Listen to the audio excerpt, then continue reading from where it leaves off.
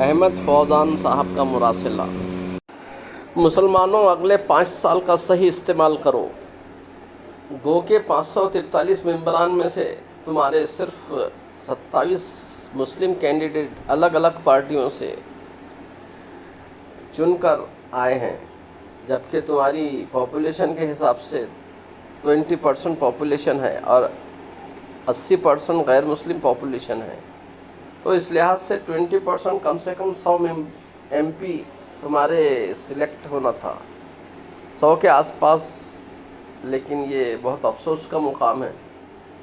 یہ اس بات کی غمازی کرتا ہے کہ تمہاری سیاسی شعور مسلمانوں میں بہت کم ہے۔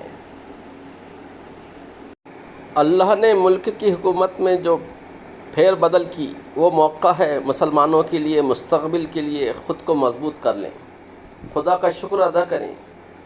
مسلمان کے کم سے کم اب ایک مضبوط اپوزیشن سنسد میں ان کی بات رکھنے والی کھڑی ہو گئی ہے۔ اتنا تو اطمینان ہوا کہ اب کھل کر بھاجپا ملک میں مذہبی زہر تقسیم نہیں کر پائے گی۔ جن واقعات نے مسلمانوں کو 10 سال سے احساس کمتری میں مبتلا کر دیا تھا، جیسے موب بلیچنگ، مسجدوں کی بے حرمتی، ہر دن اسلام اور عقائد پر حملہ، CAA، NRC، UCC جیسے خراب قانون سے مسلمانوں کو خوفزدہ رکھنے جیسے منصوبے وغیرہ، تو کم از کم اب ان کی رفتار کم ہو گئی۔ ضروری یہ ہے کہ اس بیساکھی کی سرکار میں وقت کی نزاکت کو سمجھتے ہوئے مسلمان تعلیم میں زور دیں اور جتنا ممکن ہو گورننس اور انتظامیہ میں تقرری حاصل کریں اور ملک کو مضبوط بنیاد بن جائیں۔ تعلیم، علم، تجارت، انجینئرنگ اور طبی میدان میں فتح یاب ہوں اور وقت ضائع کرنے کی عادت سے کنارہ کر لیں۔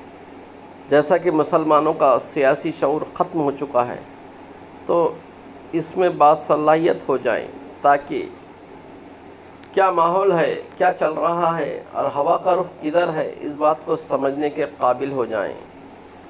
خراب حالت میں یہ آپ کو ایک ایسا موقع ملا ہے جس میں آپ اپنے حالت کی مرمت کر سکتے ہیں، اور یہی وقت ہے۔ اگر بے فکری میں خراب کر دیا تو آگے کسی کو ذمہ دار مت ٹھہرائیے گا۔ نہ سمجھو گے تو مٹ جاؤ گے اے ہندوستان والو، نہ سمجھو گے تو مٹ جاؤ گے اے ہندوستان والو، تمہاری داستان تک نہ ہوگی کبھی داستانوں میں۔